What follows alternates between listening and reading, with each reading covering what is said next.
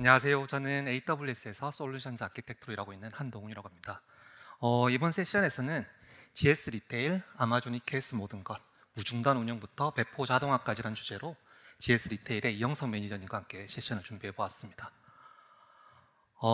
오늘 아마 AWS 서밋이 아마 키노트부터 들어보셨으면 아시겠지만 대부분 생성형 AI 중심으로 세션이 되어 있는데 이번 세션에서는 생성형 AI가 없습니다. 그럼에도 불구하고 정말 많은 분들이 복도에까지 앉아주셔서 4층이라고 엄청 높아서 걱정을 했는데 많은 분들이 찾아주셔서 진심으로 감사하다는 말씀 드리겠습니다.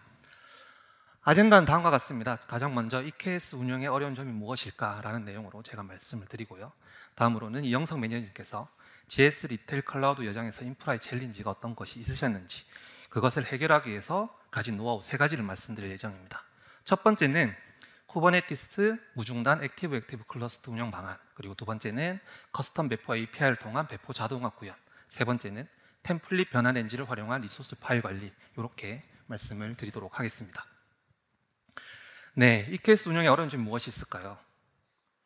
이제는 저희 AWS 고객 여러분들은 아마존 EKS는 더 이상 새로운 기술이 아닙니다. 이미 성숙된 기술이고 많은 고객분들이 잘 사용을 하고 계시죠. 가장 먼저 마이크로 서비스 아키텍처가 나왔을 때 웹이나 백엔드에서 먼저 시작을 하셨다가 이제는 어널리틱스, AI, ML, 워크로드에도 많이 사용을 하고 계십니다. 어널리틱스 예로 들면 EMR온 EKS처럼 스파크를 분산 병렬 처리하실 때도 EKS를 사용을 하시고요. 그리고 머신러닝 모델을 개발하고 배포하고 서빙할 때도 EKS를 잘 사용하고 계십니다. 이렇게 많은 고객분들이 EKS 클러스터를 잘 사용하실 때 어떤 어려움을 겪고 계실까요? 첫 번째는 클러스터 관리입니다. 다양한 클러스터 전반에 보안 표준을 적용하고 5번 사례를 적용해서 배포 자동화하는 부분이 어려움이 있으시고요. 그리고 애드온 관리입니다. 쿠버네티스를 사용하시게 된다면 애드온을 필수적으로 사용을 하실 텐데요. 그 애드온을 설치하고 버전별로 디펜던시 관리하는 부분에 어려움을 가지고 계십니다. 그리고 팀 관리입니다. 쿠버네티스는 플랫폼 엔지니어가 잘 알아야 되지만 개발팀도 잘 아셔야 되는 내용이죠. 그래서 개발팀과 플랫폼 팀 간의 아레나를 어떻게 관리할지 그 내용이 중요합니다. 마지막으로는 컨피그레이션 관리입니다. 멀티 클러스터를 운영하신 분들은 최소 수십 개에서 수백 개, 수천 개의 컨피그레이션 파일 이미 만들고 운영을 하고 계실 겁니다. 그것을 어디에 저장하고 수명지기를 어떻게 관리해야 될지 이러한 어려움들이 실제로 가지고 계시죠. 그래서 고객분들은 많은 도구를 사용하고 계십니다.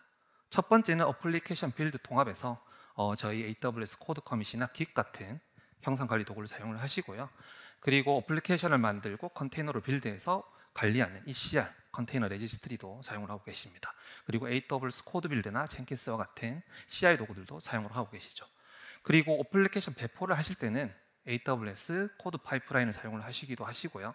그리고 쿠버네티스 환경에서는 아르고 CD를 정말 잘 사용하고 계십니다. 그리고 인프라를 코드로 관리하기 위해서 IAC 도구, 저희 AWS에서는 클라우드 포메이션, AWS CDK, 그리고 오픈소스는 앤서블이나 테라폼 같은 도구들도 많이 사용하고 계십니다. 저희는 이러한 도구들을 깃 중심으로 클러스터를 생성부터 운영 자동화까지 깃옵스 환경에서 운영하시길 권고드리고 현재 고객분들이 많이 사용하고 계십니다. 이 깃옵스를 운영하기 위한 4가지 철칙에 대해서 좀 말씀을 드리고 싶은데요. 첫 번째, 원하는 상태를 선언적으로 표현하셔야 됩니다. 쿠버네티스를 쓰시는 분 잘 아시겠지만 여러분의 서비스 상태를 예를 들어서 서비스는 팟을 3개로 운영해달라 이렇게 선언적으로 얄물 파일로 선언을 하시죠. 그리고 쿠버네티스는 그 상태를 유지하기 위해 항상 실제 배포된 서비스를 설정 파일에 있는 선언된 그대로 유지하려고 노력을 하게 됩니다. 그렇게 해서 여러분의 비즈니스는 영속성을 유지하게 되고 그럼으로써 비즈니스 위험을 감소하게 되죠. 그럼 이런 컨피그레이션 파일은 어떻게 관리해야 될까요? 네, 변하지 않고 버전 관리가 되는 저장소에 저장하는 게 좋습니다. 깃에 저장하시는 게 좋죠. 깃으로 저장하게 된다면 가장 먼저 파일이 생겼을 때부터 현재까지의 그 추적 관리를, 변화 이력을 추적을 하실 수 있게 됩니다. 그리고 이렇게 배포된 파일들은 에이전트가 원하는 상태로 자동 배포되어야 됩니다. 물론 플랫폼 엔지니어가 API나 CLI를 통해서 배포를 하실 수가 있습니다. 하지만 그렇게 사람이 개입이 되게 되면 보안에 이슈가 있을 수가 있죠. 그래서 에이전트가 자동 배포를 함으로써 보안을 강화할 수 있는 효과도 있습니다. 그리고 이런 아르고 시리아 같은 도구들은 여러분의 VPC와 여러분의 서브넷 안에 구축되기 때문에 보안적으로 우수한 환경에 구축이 될 수 있습니다. 이런 아르고 시리아 같은 도구는 깃에 있는 최종 상태를 지속적으로 관찰하고 실제로 여러분의 쿠버네티스 환경에 반영이 되어 있는지 동기화하도록 노력을 하게 됩니다. 그래서 깃에 있는 최종 환경과 최종적으로 있는 여러분의 쿠버네티스 환경이 일관성을 유지할 수 있도록 도와주는 게 깃옵스 환경입니다. 이런 깃옵스 환경을 사용을 하시게 된다면 서두에 말씀드렸던 저의 문제점, 클러스터 운영의 어려운 점들을 해결하실 수가 있는데, 예를 들어 말씀을 드려보겠습니다. 가장 먼저 클러스터 관리입니다. 여러분이 만약에 새로운 워크로드를 만드신다고 볼게요. 그러면 싱글 클러스터를 만드시게 되실 겁니다. 그러면 저희는 EKS 블루프린트를 사용하시기를 권고드립니다. EKS 블루프린트는 IAC 도구입니다.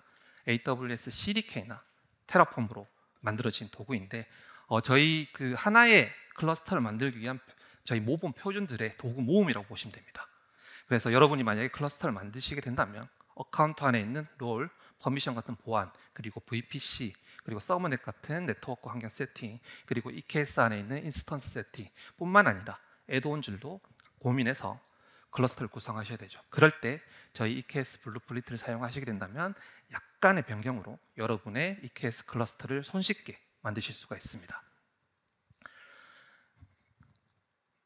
네, 이렇게 만들어진 멀티 클러스터는 여러분의 서비스가 발전함에 따라 클러스터가 계속 늘어나시게 될 겁니다. 그래서 멀티 클러스터, 멀티 테넌트 환경의 멀티 클러스터를 운영하시게 되실 텐데요.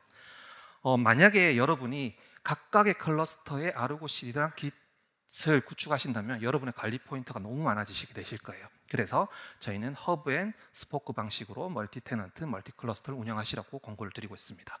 지금 보시게 된다면 가운데 있는 센트럴 어카운트 계정에 중앙 집중되어 있는 EKS 허브 클러스터가 있습니다. 거기에 아르고 CD를 구축을 하시고요. 여러분의 모든 컨피그레이션 파일들은 아래쪽에 있는 깃에 통합 관리를 하고, 가운데 있는 아르고 CD가 중앙 집중적으로 전체 클러스터에 배포를 하고 관리를 하시게 되면 훨씬 더 효율적으로 여러분의 EKS 클러스터를 관리하실 수 있게 됩니다. 다음은 애드온즈입니다. 애드온즈도 여러분이 EKS를 사용하시면 아마 AWS 로드 밸런서 컨트롤러와 같은 애드온즈를 거의 필수적으로 사용을 하고 계실 거예요. 그런 애드온즈 관리도 이런 깃옵스 환경에서 관리를 하시면 훨씬 더 효율적으로 관리를 하실 수가 있습니다. 컨피그레이션 파일은 깃에 올리고 그것을 배포는 아르고 CD가 담당을 하게 됩니다.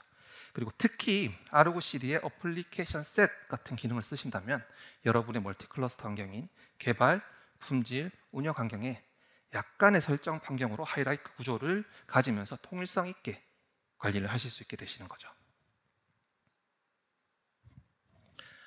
네, 다음은 팀 간 아래랑 관리입니다. 네, 쿠버네티스는 개발팀하고 인프라팀, 흔히들 말하는 플랫폼 팀하고 아레나 이 이슈가 좀 있을 수 있습니다. 네, 어떤 조직에서는 모두가 다 쿠버네티스에 잘 아셔야 되는데 그러지 못한 환경도 있을 수 있으시죠. 그래서 깃옵스를 사용하신다면 이런 개발팀과 플랫폼 엔지니어링 팀의 아레나를 구분하는 데도 많은 도움을 드릴 수가 있습니다. 가령 예를 들어서 개발팀이 만약에 개발을 하고 그 개발 결과물을 컨테이너로 만드시죠. 그리고 ECR 같은 컨테이너 레지스트리에 등록을 하십니다. 그리고 배포를 하기 위한 디플로이먼트 파일, 서비스 파일을 만들어서 깃에 커밋을 하고 푸시까지는 우리 개발팀의 아레나리아, 그리고 플랫폼 팀은 이런 EKS 클러스터 환경을 구축하고 그리고 아르고 CD를 구축해서 배포하는 것은 우리 플랫폼 팀에서 할게라고 예를 들어 그렇게 구축을 하신다면 팀 간의 아레나를 깃 중심으로 명확하게 나눠서 관리하실 수 있게 되시는 거죠. 네, 마지막으로 컨피그레이션 관리입니다. 여러분이 만약에 멀티 클러스터를 운영하신다면 최소 수십 개에서 수백 개, 많게는 수천 개의 야물 파일이 이미 생성되고 운영하고 계실 겁니다. 네, 그것들을 만약에 일반적인 저장소나 사람이 관리하기에는 사실 할 수 없는 정도의 규모이시죠. 그럴 때 그런 컨피그레이션 파일을 깃에 관리하고 가운데 있는 아르고 CD를 통해서 자동으로 배포하게 된다면 정말 많은 컨피그레이션 파일을 효율적으로 관리하실 수 있게 되십니다. 네, 제가 지금까지 깃옵스 환경에 대해서 말씀을 드렸습니다. GS 리테일도 지난 수년간 깃옵스를 적용하고 운영을 하셨습니다. 운영을 하시면서 많은 어려움들이 있으셨는데요. 그런 어려움들을 어떻게 해결하고 문제를 풀어오셨는지 그 경험과 노하우에 대해서 듣는 시간을 가져보도록 하겠습니다. 그러면 큰 박수로 GS 리테일의 이영석 매니저님을 모셔보도록 하겠습니다. 안녕하세요. GS 리테일에서 클라우드 엔지니어로 일하고 있는 이형석 매니저라고 합니다. 저희 GS 리테일은 이제 AWS 클라우드로 시스템 워크로드를 이전하는 마이그레이션을 계속해 하고 있는데요. 그 과정에서 제 인프라 엔지니어로서 경험한 여러 챌린지들을 여러분들께 말씀드리고자 합니다. 먼저 저희 GS 리테일에 대해서 간단하게 소개해 드리도록 하겠습니다. 저희 회사는 대한민국 대표 1등 편의점 브랜드 GS25를 운영하고 있고, 그리고 올해 50주년을 맞은 GS 더 프레시라는 슈퍼마켓 오프라인 매장을 운영하고 있습니다. 그리고 대한민국 대표 홈쇼핑이죠, GS 샵이라는 홈쇼핑 채널을 운영하고 있습니다. 또 온라인과 오프라인을 이 경계를 허물어주고 소비자를 연동해주는 우리 동네 GS 앱, 그리고 GS페이, 우리 동네 딜리버리와 같은 오퍼 서비스도 운영하고 있습니다. 저희 GS 리테일은 클라우드로 여정을 하면서 두 가지 큰 변화를 맞게 되었는데요. 첫 번째는 어플리케이션이 하나로 뭉쳐있던 모노리틱 서비스에서 이제 마이크로 서비스까지는 아니지만 미니 서비스 정도로 변화되고 있었습니다. 또 서비스가 분리되면서 서버도 물리적 서버나 가상화 VM 환경에서 이제 컨테이너 기반으로 전환되었고, 수많은 컨테이너 서비스를 관리하기 위해서 쿠버네티스가 도입되기 시작했습니다.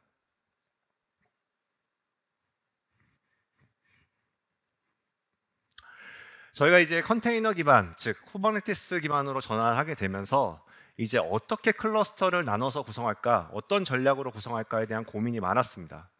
가장 제일 쉬운 거는 커다란 대규모 공유 클러스터를 구성하고 네임스페이스별로 시스템 워크로드를 격리해서 구성하는 것이 가장 편해 보였습니다. 하지만 이 싱글 클러스터로 구성하게 되면 업그레이드나 어떤 신기술을 적용할 경우에 모든 서비스가 다 영향을 받게 되겠죠. 장애가 발생해도 모든 서비스가 다 영향을 받게 됩니다. 그래서 서비스를 이제 클러스터 단위로 다 각각 쪼개서 구성을 하고 배치하고 운영하는 방식으로 구성을 했습니다. 장애 영향도를 최소화하기 위해서요. 그래서 저희는 이제 커다란 랜딩존 내에 이제 각각 OU별로 사업부별로 편의점, 슈퍼, 오퍼 이런 식으로 분리를 하고, 그 안에서 이제 또 클러스터별로 워크로드를 각각 다 분리를 하도록 구성했습니다. 이렇게 구성을 하다 보니 점점 EKS 클러스터가 계속 많아졌습니다. 이게 처음일 때 한두 개일 때는 몰랐는데 이제 점점 N개로 구성이 되게 되면서 저희가 예상치 못한 여러 가지 고민들을 맞이하게 되었습니다.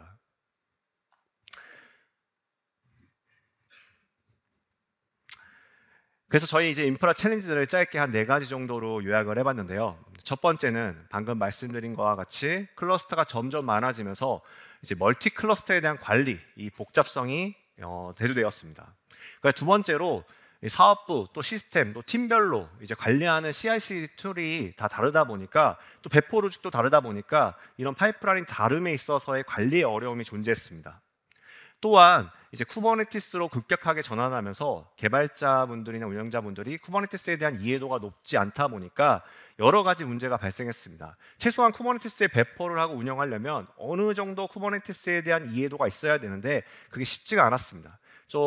개발자들은 그 심리적으로 나는 개발만 하고 싶은데 이 쿠버네티스까지 알아야 돼? 이런 심리가 좀 강했습니다. 또 이제 외주 기반의 프로젝트가 많다 보니까 여러 가지 이유로 진입 장벽이 좀 있었습니다.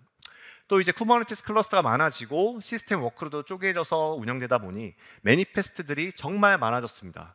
여기서 말하는 매니페스트들은 쿠버네티스 리소스를 정의하는 디플로이먼트 아무리나 어떤 서비스, PDB, 캐다와 같은 매니페스트 파일을 말하고, 이런 파일들이 점점 많아졌습니다.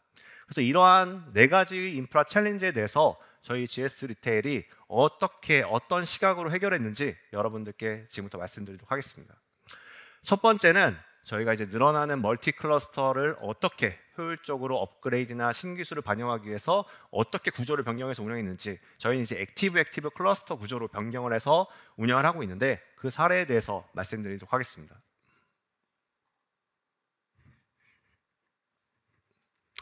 먼저 이제 여러분 다 아시겠지만 EKS 이제 업그레이드 주기가 굉장히 빠릅니다. 보통 3-4개월이면 새로운 버전이 나옵니다. 사실 이제 EKS가 업그레이드가 빠르기보다는 쿠버네티스 이제 재단에서 계속 3-4개월마다 신규 버전이 나오기 때문에 EKS가 이를 지원하기 위해서 계속 업그레이드를 해줍니다.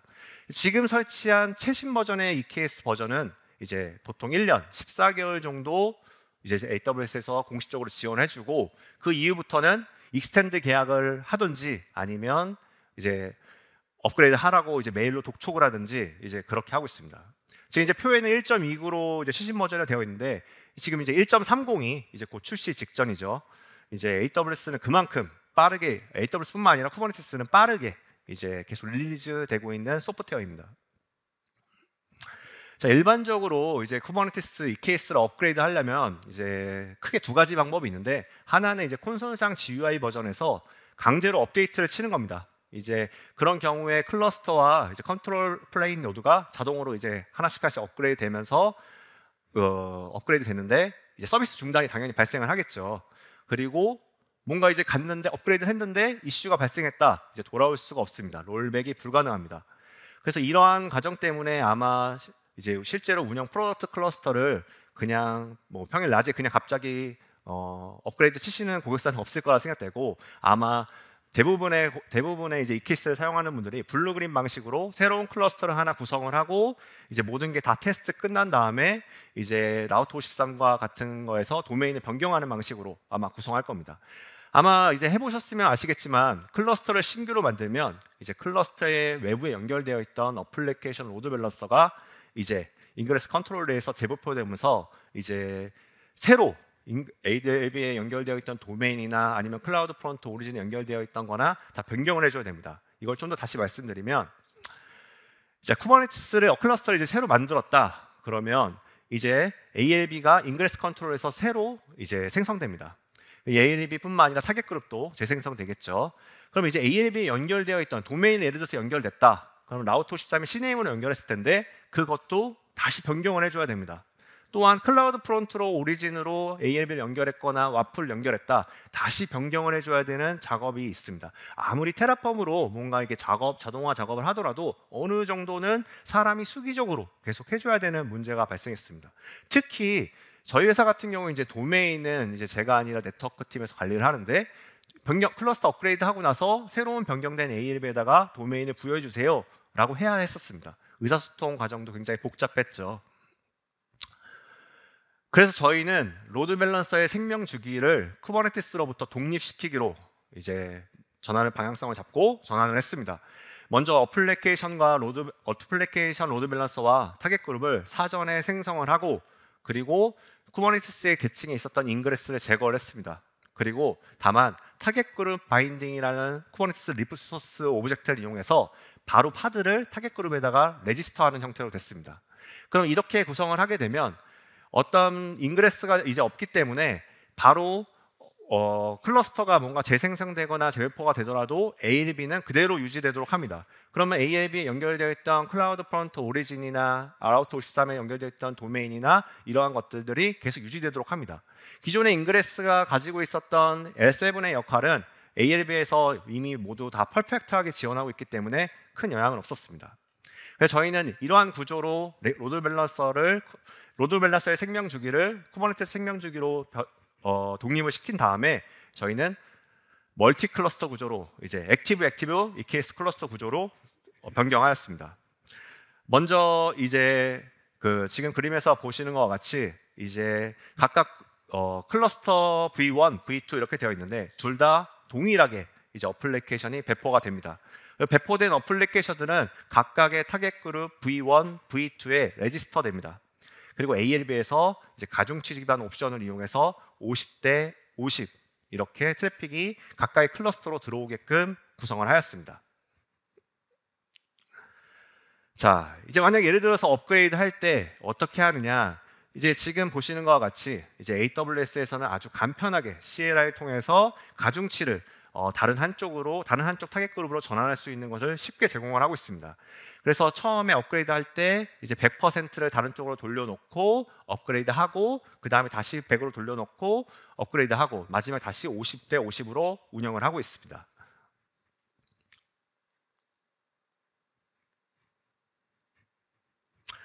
지금 저희가 운영하고 있는 EKS 아키텍처 하나의 시스템 워크로드를 이제 하나의 단편적인 아키텍처로 표현한 건데 저희는 위와 같이 실제로 액티브 클러스터에 업무 워크로드를 다 올려서 운영하고 있고 ALB를 통해서 라우팅하는 형태로 가고 있습니다. 이 스토리지 볼륨 같은 경우에는 이제 각각의 뭔가 공유 볼륨이 필요하다. 그러면 저희는 대부분 PV 볼륨을 FX4 러스터로 해가지고 S3 버켓을 마운트해서 사용을 하고 있습니다. 다만 이제 스테이트풀 서비스 같은 경우가 있을 수 있어요. 데이터베이스나 카프카나 레디스가 같은 서비스들이 같은 것도 있는데 이것들에 있어서는 아직은 싱글 클러스터를 운영하고 있지만 대부분은 다 이제 매니지드 AWS 매니지드 서비스로 다 전환하고 있는 중입니다.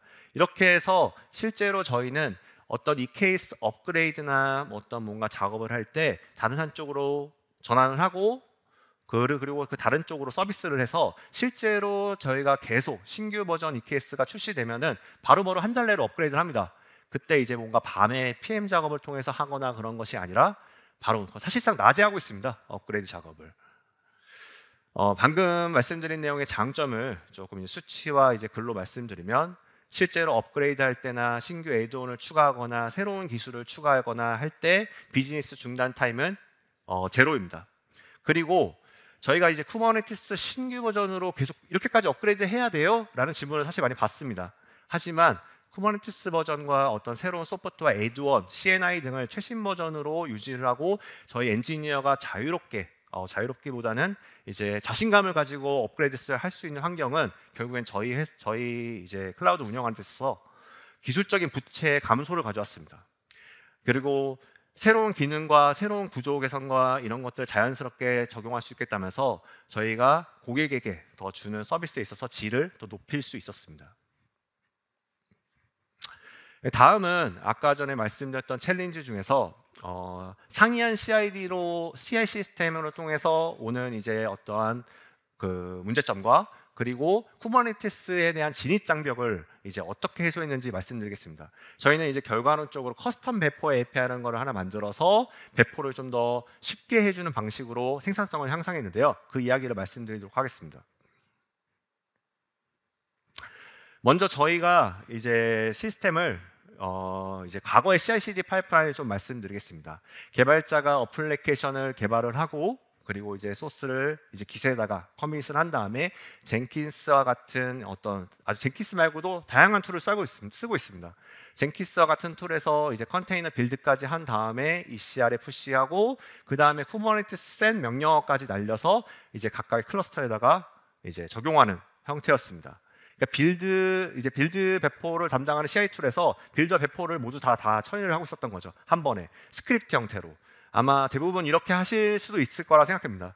일반적으로 이렇게 하고 있었고 쿠버네티스 셋 명령어로 이미 생성된 쿠버네티스 리소스 팟에다가 반영하는 형태였습니다. 이렇게 구성을 하랬더니 개발팀이 어느 정도 쿠버네티스에 대한 이해도가 있어야 됐습니다. 왜냐하면 최소한 명령은 알아야 되니까요. 그래서 그런 게 좀 있었고 또 이제 인프라팀 입장에서는 배포하는 어플리케이션 쿠버네티스 클러스터를 저희가 운영하는데 매니페스트, 즉 쿠버네티스에 대한 리소스가 형상 관리가 안 되고 또 문제가 생겼을 때 롤백이 안 되고 업그레이드 했을 때 추적하기도 어렵고 이런 문제가 있었습니다. 그리고 RNR이 분명하지가 않았습니다. 이 이슈를 말씀드리면 빌드와 배포는 개발팀이 담당하는데 클러스터는 인프라팀이 운영하고 이거에 따른 갭 차이가 있었습니다. 또한 CI/CD 툴이 젠킨스, 뱀브, 여러 가지가 있었었는데 각각의 배포하는 스크립트도 다 상이했습니다. 시스템별로, 팀별로, 짜는 사람 마음대로 다 상이했습니다. 특히 배포 부분이 문제가 됐었습니다. 매니페스트 파일을 따로 저장도 안 하고 그냥 셋 명령을 날리니까 형상도 관리 안 되고 또 당연히 개발팀이 이제 아까 말씀드렸던 것처럼 외주 기반의 인력도 있지만은 계속 인력이 바뀌다 보니 쿠버네티스에 대해 잘 이해가 없어서 배포 구성하는 데 있어서 또는 운영하는 데 있어서 진입 장벽이 매우 높았습니다. 자, 그래서 저희는 이제 어떻게 이 문제를 좀 해결해서 생산성을 도모할까 여러 가지 고민했었습니다. 첫 번째 이제 방향성으로는 자, 이제 배포를 쿠버네티스가 몰라도 배포할 수 있게끔 하자. 개발자들은 오직 개발만 하게 하고 그리고 쿠버네티스에는 이해도 없이 그냥 배포 버튼만 딸깍하면 배포될 수 있게끔 하자. 이렇게 컨셉을 잡았습니다.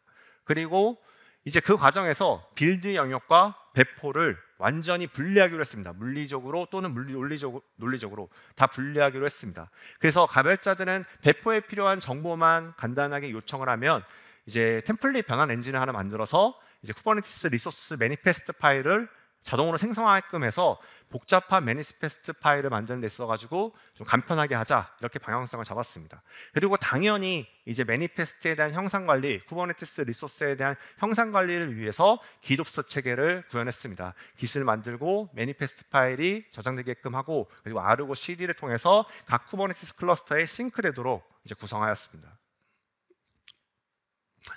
먼저 이제 커스텀 매퍼 API를 말씀드리면, 개발자들이 클러스터에 대한 이해도 없이 내가 빌드한 어플리케이션을 파라미터로 URL에 넣고 이제 간단한 필요한 정보, 예를 들어서 나는 이 자원을 띄우는 데 있어서 CPU는 이만큼, 메모리는 이만큼, 뭐 프로브, 뭐 라이브 프로브 설정은 이걸로 해줘, 이러한 정보들을 저희한테 그냥 요청, API 파라미터로 요청을 하면 저희가 템플릿 변환 엔진을 통해서 디플로이먼트 야물이나 캐드 야물이나 서비스 야물이나 이런 것들의 매니페스트를 자동으로 생성해 주는 형태로 저희는 구성을 했습니다. 이제 변경한 다음에 이제 빌드와 배포의 프로세스 모습입니다. 개발자들은 자신의 어플리케이션, 제가 개발하고자 하는 어플리케이션의 소스를 깃에다 커밋하고, 그리고 젠킷을 통해서 빌드를 한 다음에 컨테이너 레지스터 ECR까지 푸시를 한 다음에 저희가 만든 배포 인터페이스 API를 호출해서 배포 정보를 전달합니다. 그럼 저희는 배포 정보를 컴피그 데이터베이스에 저장을 하고, 이를 기반으로 템플릿 변환 엔진, 저희가 만들어드리는 엔진을 통해 가지고 매니페스트 파일을 깃에다가 푸시한 다음 아르고 CD를 통해서 각 클러스터에다가 싱크되도록 저희는 구성했습니다. 자, 이제 이렇게 해서 뭐가 좋아졌느냐? 이제 아까 말씀드렸던 개발자와 그리고 인프라팀 간의 아레나를 정리되면서 의사소통으로 싸우는 일이 일단 줄어들었습니다. 이제 개발자들은 개발만 하고, 그 다음에 배포와 클러스터 운영은 인프라팀, 이 엔지니어인 제가 하고, 이런 식으로 명확하게 정리가 되었습니다. 또한 저희가 CI/CD 툴이 굉장히 다양했었는데, 이제 CI/2는 빌드는 뭘 해도 상관이 없는 거죠. 배포는 표준 인터페이스를 호출받아서 저희 인프라팀에서 만든 템플릿 변환 엔진을 통해서 쿠버네티스에 배포되기 때문에 중앙 집중적으로 K8S 리소스를 관리할 수 있을 뿐만 아니라 일관성 있는 리소스 템플릿을 유지할 수 있게 되었습니다. 또한 개발팀은 사실 배포 API만 잘 호출하게 되면 내가 배포하는 자원이 EC2인지 ECS인지 EKS인지 알 필요가 없습니다. 사실 저희 회사 개발팀도 자기가 배포하는 시스템이 쿠버네티스인지 ECS인지 잘 모를 거예요. 그 정도로 이제 쉽게 배포할 수 있게끔 했습니다. 간단하게 말씀드려서 개발팀이 복잡한 어떤 인프라나 클라우드에 대한 이해 없이 이제 어플리케이션의 개발에만 집중할 수 있도록 저희는 구성을 하였습니다. 자, 이제 쿠버네티스 이제 매니페스트들이 점점 많아지면서 저희는 이제 모든 시스템을 다 쿠버네티스 클러스터 EKS로 올리고 있는데 점점 많아지고 있습니다. 그럼 이제 이 매니페스트에 대해서 뭔가 반영을 하려면 다 일일이 들어가서 반영을 해야 되는데, 이것들에 대해서 어떻게 효율적으로 대규모 파일들을 관리할까에 대한 고민이 많았습니다. 그래서 저희가 템플릿 변환 엔진을 자체적으로 개발했는데요. 그 이야기를 좀 말씀드리겠습니다.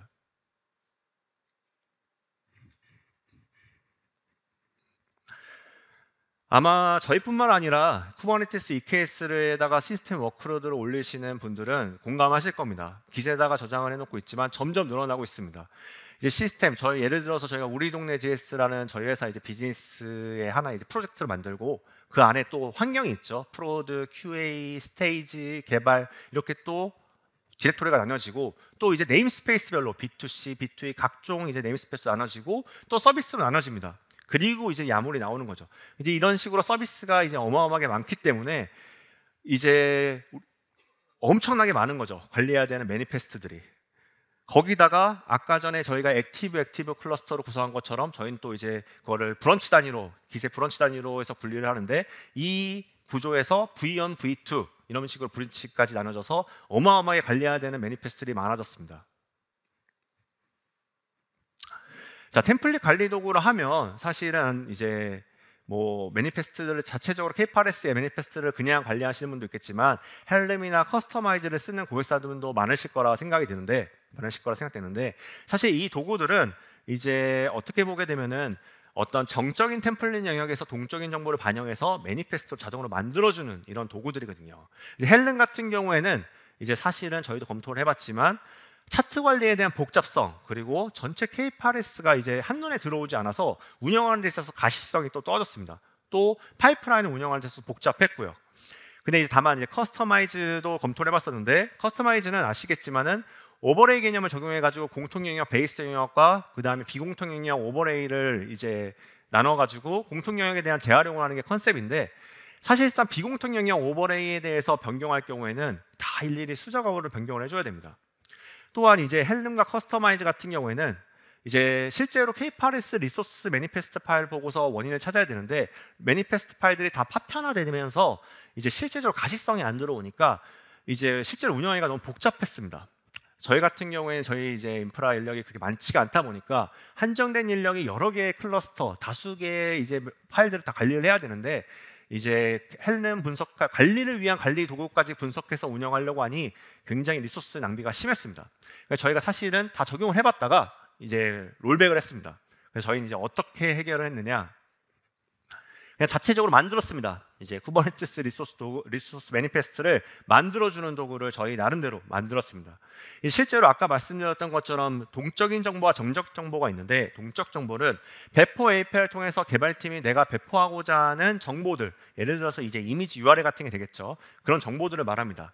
그래서 이미 K8S 매니페스트를 테이블 형태로 이제 로우별로 이제 다 정의를 해놓는 겁니다. 그리고 싱퀀스를 둬서 이제 1번부터 그 리소스 매니페스트 n번까지 이제 테이블 형태로 다 저장 관리를 해놓습니다. 동적 정보를 수신받으면 내가 만약에 개발팀이 배포한 이미지 URL을 이제 정적 템플릿 정보에 맞는 필드에 있는 값으로 업데이트 치도록 이제 구성을 하는 게 컨셉입니다. 그래서 이렇게 구성을 했고, 그래서 이제 그러면 대규모 클러스터에 대해서 매니페스트를 변경할 때는 어떻게 하고 있어요? 라는 질문이 있을 수 있습니다. 아까도 말씀드렸다시피 매니페스트를 테이블 형태의 로우별로 저장 관리한다고 말씀드렸잖아요. 이제 매니페스트 바디, 이제 왼쪽에 매니페스트 있는 바디에서 이제 토폴로지 스프레드 컨스트레이트, 이제 토폴로지 분배 제약 조건을 만약에 추가한다고 했을 때, 만약에 이런 도구가 없다고 하면 일일이 파일에 들어가서 다 수정해서 넣어야 됩니다. 근데 이제 저희 같은 경우에는 테이블에다가 이제 중간 싱퀀스에 맞는 라인에다가 이 데이터를 집어넣습니다. 그러면 다음 배포 요청이 올 때 이 싱퀀스부터 1번부터 이제 끝번까지 이제 파일을 읽어가지고 매니페스트 파일을 만듭니다. 이 그림에서 보시는 것 같이 테이블에 있는 데이터를 읽어서 디플로이먼트 야무를 하나 만든 다음에 이제 저희는 깃에다가 커밋을 찍고, 그럼 자연스럽게 ROCD를 통해서 배포를 합니다. 그래서 저희는 이런 식으로 이제 정적 템플릿과 그 다음에 이런 식으로 이제 매니페스트 파일들을 관리를 하고 있고 템플릿을 변환하고 있습니다. SQL 쿼리 기반으로 이제 하다 보니까 대규모 처리하는 데 있어서 좀 더 편했어요.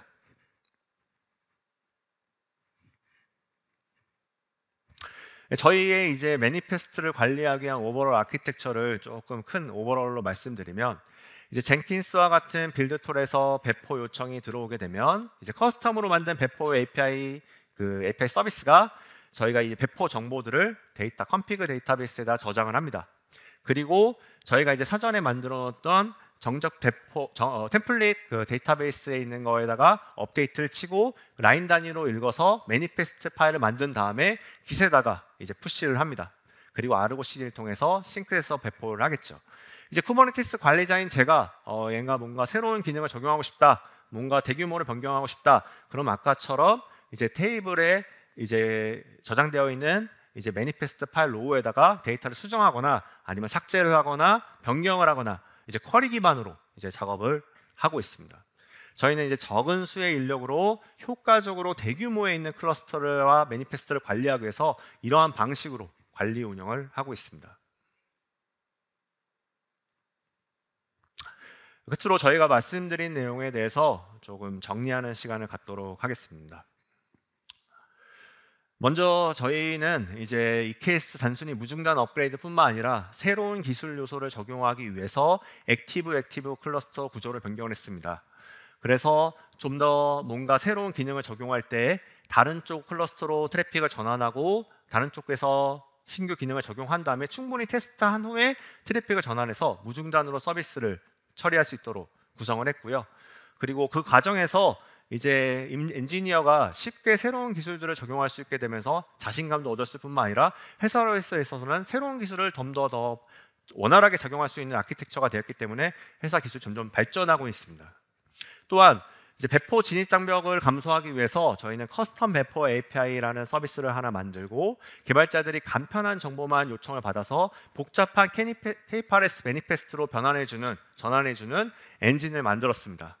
그리고 이 템플릿 엔진을 통해서 대규모 매니페스트도 역시 통합으로 운영 관리, SQL 쿼리 언어를 통해서 관리할 수 있도록 이제 구성을 해서 운영하고 있습니다. 끝으로 이제 말씀드리겠습니다. 저희가 이제 아마 온프라미스를 쓰시는 분들 수도 있고 클라우드를 쓰시는 분도 있겠지만 저희 회사는 점점 클라우드로 옮겨가고 있습니다. 사실 AWS는 제가 이미 임진이어로서 고민한 사항들에 대해서 다 만들어놨어요. 이제 대표적으로 AWS EKS가 그렇죠. 이러한 이제 이미 AWS가 충분히 고민해 놓은 이제 쿠버네티스 서비스인 EKS 서비스나 하는 다양한 AWS 서비스들을 이제 자동차 받기를 한다면 이미 만들어진 받기를 저희가 별도로 다시 개발할 필요 없이 AWS가 만들어 놓은 서비스를 잘 활용하는 것이 정말 중요하다 생각합니다. 또한 아무리 클라우드여도 이제 클라우드 요소로 인프라 운영을 이렇게 만들어 놓은 것들에 대해서 유지 관리하는 데 있어 가지고 들어가는 코스트나 에포트도 반드시 신경을 써야 됩니다. 이러한 소요 시간도 돈이기 때문에 이 소요 시간을 줄이는 것이 이제 가장 중요하다고 생각됩니다. 또한 이제 항상 제가 이제 이런 식으로 쿠버네티스 발표를 한번 해보면 왜 계속 이렇게 업그레이드를 해요? 이런 식으로 질문을 많이 받습니다. 최신의 하드웨어와 소프트웨어를 유지하는 것이 결국에 장기적인 관점에 봤을 때 전체적인 유지 보수 비용을 감소할 뿐만 아니라 그리고 지속적인 그 시스템을 운영하는 개발팀이나 인프라의 기술력의 발전을 가져온다고 생각합니다. 마지막으로 아무런 노력도 하지 않으면 아무리 좋은 AWS 클라우드 환경도 결국엔 레거시가 되고 낙후한 기술 스택이 된다는 걸 마지막으로 말씀드리면서 이상으로 발표 마치도록 하겠습니다.